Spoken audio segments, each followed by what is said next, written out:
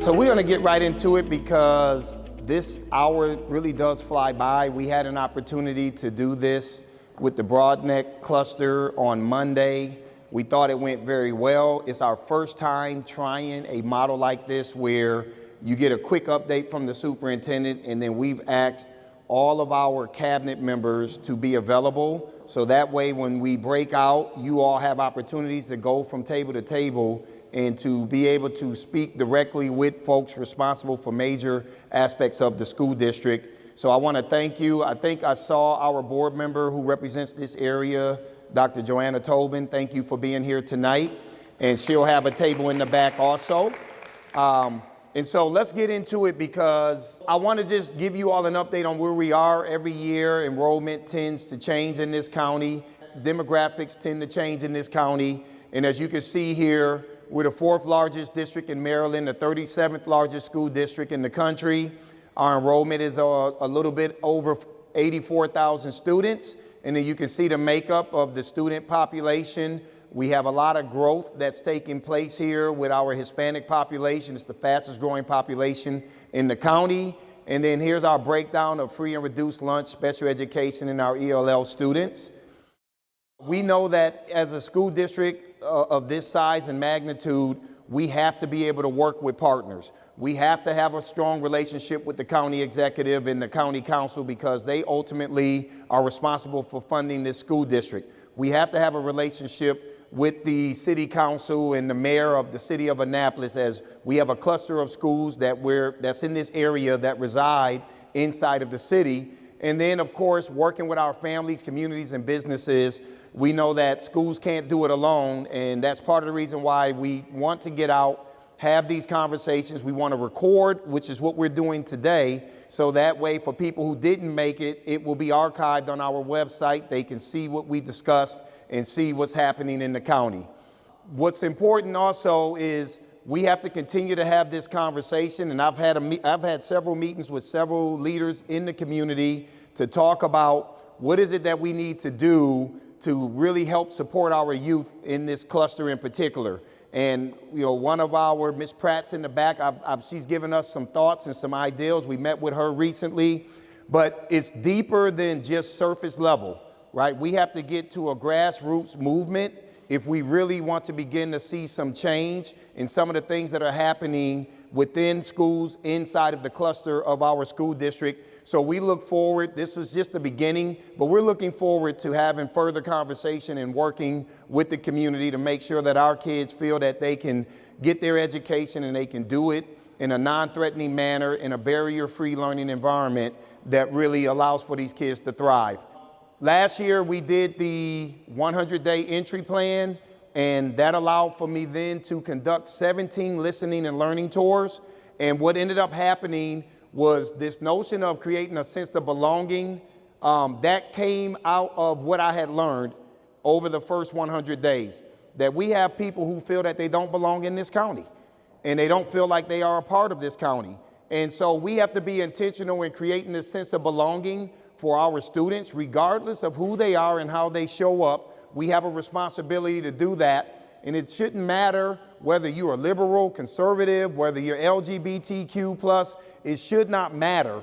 We should be creating a sense of belonging across the county. If we do that, we believe it will allow for our students to grow because we've addressed some of those social and emotional needs. And when they grow academically, they become successful. And then we have students who are now succeeding. And that's the responsibility that we have. And that is the tagline that we've taken on as a school district. And it will be a part of the foundation of how we build out our strategic plan.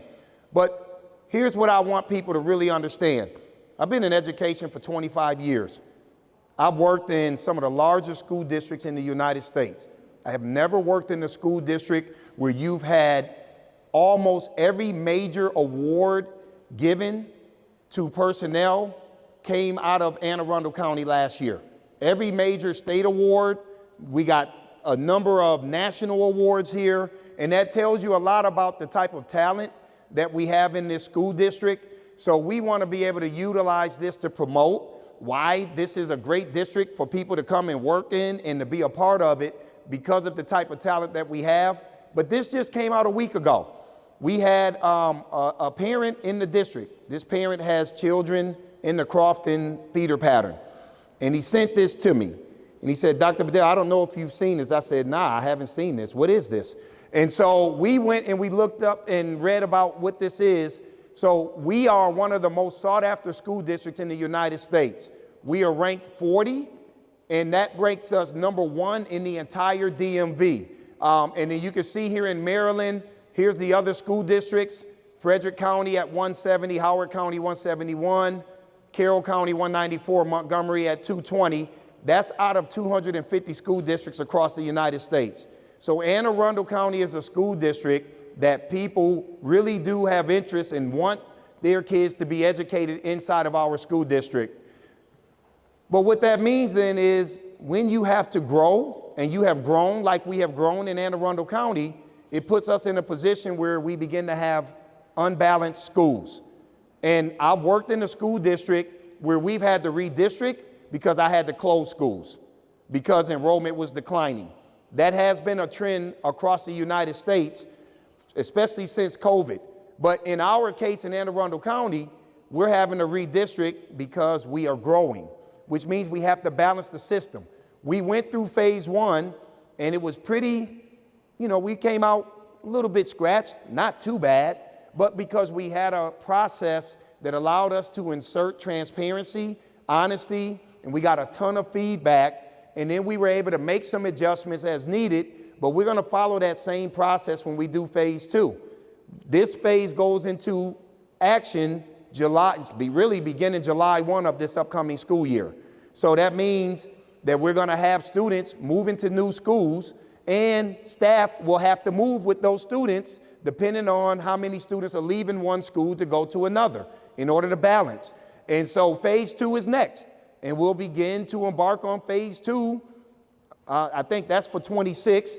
Our team is here and can talk about that, and that's going to touch the other part of the county. So we're looking forward to going through that process and then hopefully having a fully balanced school district that will be able to address the growth that we're expecting to have happen here. Some of the realities. I came in last year and I walked into a situation where we could not get kids to school. A lot of kids in this cluster were impacted, but a lot of kids across the county were impacted because we were down 70 bus drivers or so to start the school year last year. So we just couldn't get kids to school. Staffing issues, we had significant staffing vacancies. We had significant teacher vacancies. So honestly, we were operating last year, I used the analogy of basketball. We were playing 3 against 5 full court last year. And that's hard to do when you have all of these different variables working against you. So we had to do something about it. And one of the things we said was we got to innovate. So I remember telling the school board, I'm going to step from behind the diocese and I will present to you all what we're going to do with transportation. And I presented in October that we were going to launch this new transportation model where we would utilize minivans and small SUVs to transport some of our McKinney-Vento kids, those are homeless children, and some of our kids that have IEPs, because we had literally 3 or 4 kids tying up a school bus that could hold 70 students, but by law, we have to make sure that those kids get transported, and it put a burden on our families. So we fixed that. So by the time we got to the second semester, we had launched this in December, and then we did not have to interrupt transportation the second semester. We opened up the school year this year, and we're in much better shape. But look at this. Last year, we were 19th in starting teacher salary. We had significant vacancies in this county when we started. We worked with the county executive. We showed data. We started at 4th this year. We've increased about 8,000 with starting teacher salary. And if you have a special education endorsement, we're #1 in the state. Starting teacher can make $60,000 if you have a special education endorsement. So we were able to fix that. And here's what some of the data looks like. This is as of February 21st. Because we've stopped collecting this data at this point. It's not going to change too much more. We're focusing now on staffing for next year. We just had a job fair on Saturday. It was one of the largest attended in recent history, according to our HR folks. And the quality of people who came on Saturday, I heard they were phenomenal. So we are in, I hope, for a much better start to the year. But this is where we are. Last year we were at 197 at around this time. We dropped that. You can see we are fully staffed here. We are fully staffed. As custodians, you can see our number. Food service employees, we've shaved that. Crossing guards is the responsibility of the police department. We'll continue to work with them. And then athletic trainers. So we're in a much better situation from a staffing standpoint. Let's talk about data. 89% of our schools have a 3-star rating or better. Happy about that because the state average is around 80%. So we are ahead of the state. But I also want people to know that while we have had some good success, we still have the highest number of students of schools that are rated 4 and 5. That's the highest in the region. So 54 of our schools are 4 or 5-star rated. And our goal is to make sure that we move these 3s to 4s, these 4s to 5. I feel like we're headed in the right direction with that because our biggest drops that occurred last year was because of chronic absenteeism. We lost the vast majority of our points under this new calculation, but part of that was because we couldn't get kids to come to school because we couldn't bus them. We got them coming to school this year, and our chronic absenteeism numbers are significantly reduced from last year. So that in itself should bode well for us. Last year, this cluster had probably the most success out of any cluster with the progress that was made across all of our schools. Many of these schools increased the percentage of points earned, every single one of them. This is the only school in the state that went from a 2-rated school to a 4-star rated school. The only school in the state. And when I went and I visited this school last year, I said, there's no way you're a 2-star school. Where's the principal? Is she in here? Didn't I say that to you? I said, how is this a 2-star rated school? But it was absenteeisms that really hurt her. So when you have a small student ratio, a student population, those chronic absenteeisms can kill you in the aggregate. And obviously they were able to work on that. And now they are a 4-star rated school, and all of these schools have made significant progress, of which all of these principals are in here today. So thank you all for the work that you're doing, and we look forward to experiencing even more growth this year.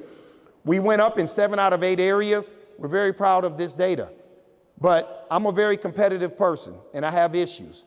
And when I look at this data, I say, great, we went up in 7 out of 8 areas, but how did other school districts do? Because if we went up, did other districts go up? Did they go up more than us? And my attitude is if we're not in the top 5, we got some work to do. So we looked at that data and we shared this with the board in a deep data dive. This is public. We are number 2 in the state in math at the high school level, but then look at elementary, English, we're in the 9th, we're ranked number 9, math, for middle school 11, math for high school 11, and then look at English high school 11, but then look at here, middle school 13th and then elementary 13th. So we are a middle of the road school district, everybody, right? Now here's the thing you need to understand. The variance, where we are from here all the way up into the top 5, you're talking about maybe 2 percentage points, maybe 2.5 percentage points. It's not that bad. So it's not going to be hard for us to move, but we have to be very intentional with the work that we're doing moving forward. And so how are we going to attack it? We got to make some adjustments with our curriculum. One of them is Reveal Math. We've implemented that this year. It seems to be going very well. I've been in a number of classrooms. I'm proud to say that I think we made a really good decision here with this curriculum. And then we're moving to science of reading. We are one of 2 school districts in the state that has not transitioned yet. And July 1, we'll be ready to move forward with Amplify and making sure that we move on science for reading. And we think that's going to help our kids have a much stronger foundation as they matriculate through and move into middle school. But we think these moves are going to put us in a great position to make sure that our kids have access to the rigor that we want them to have, which means we're going to also lift up what's getting ready to happen in middle schools. We're going to change the middle school experience because personally, I feel like middle schools have been neglected. Not just here, that to me, they're neglected all around the country. We had issues with middle schools in Houston. We have issues with what we're doing for middle schoolers here. And one, they don't have sports, so there's no sense of community. We're going to bring that. We do have dance aid companies, and that was phenomenal, but we want to enhance the experience for our middle schoolers. We want more pre-AP and advanced opportunities at the middle school level, and we want the experience to be enhanced for these kids who are transitioning into that phase of becoming future high schoolers. So with Brightspace, this is our learning management system. I want you all to know that we have put out an RFI, a request for information, and we're going to take a look, or RFP. Which one is it? It's an RFI, but we're going to select from the RFI. So we're going to select from the RFI, which means basically we're going to take a look at this. We feel like it's been very difficult for parents to navigate this along with the other platforms that we have. It should be an easier process for our educators and our parents to navigate. It should be a single sign-on, and you are able to have access to everything that you need. So that's coming soon. We got one more year with this, and we spent a lot of money on that contract. I can't just discard it, but some changes are possibly coming as we evaluate what's out there. And then a new communications platform coming this summer.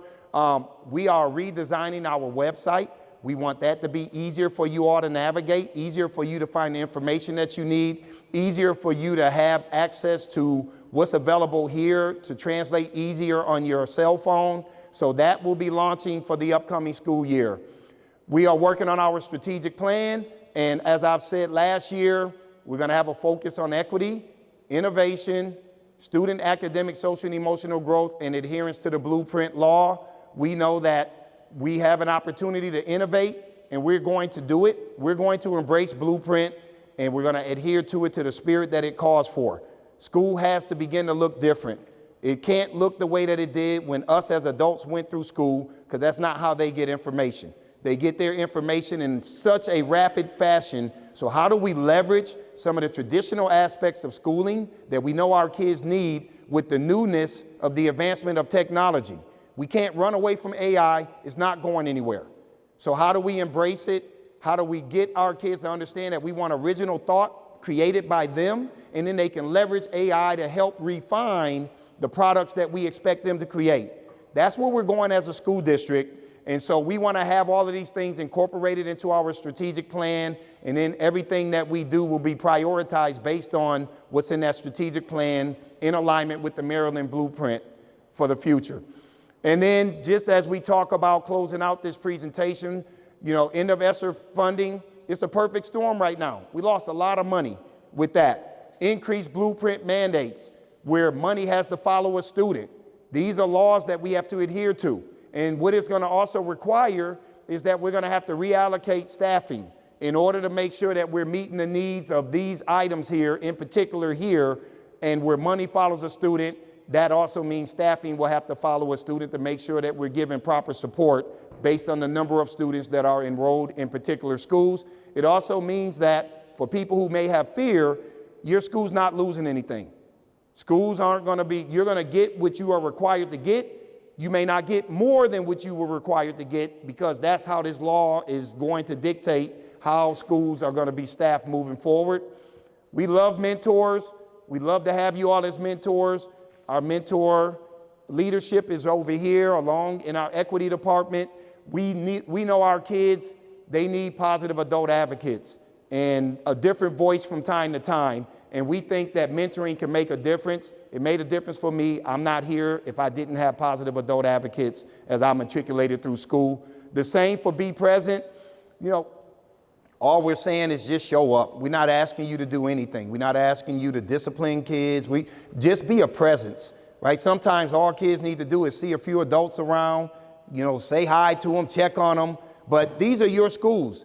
These schools don't belong to Mark Bedell. They don't belong to building administrators. They don't belong to teachers. These are community schools.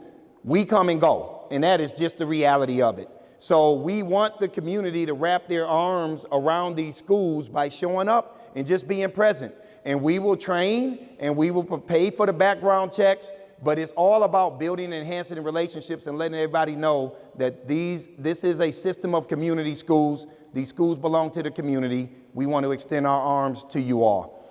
So where we are now is the last 40 minutes or so. This is where we want to give you all an opportunity to circulate around, and you can see on the poster boards here the department and then the different areas within the school district that are covered. Every area of our school district is covered in here today. So we would love for you all to go to those areas, talk to these leaders, get whatever advice you need. And if it's not enough time, you know, we will take all of that in writing and we will make sure that we respond to you. So that's what we want to do now for the last 40 minutes of this meeting. So thank you all, and I'll be here circulating around, and I'm available to talk to anybody if you want to talk. Thank you, everybody.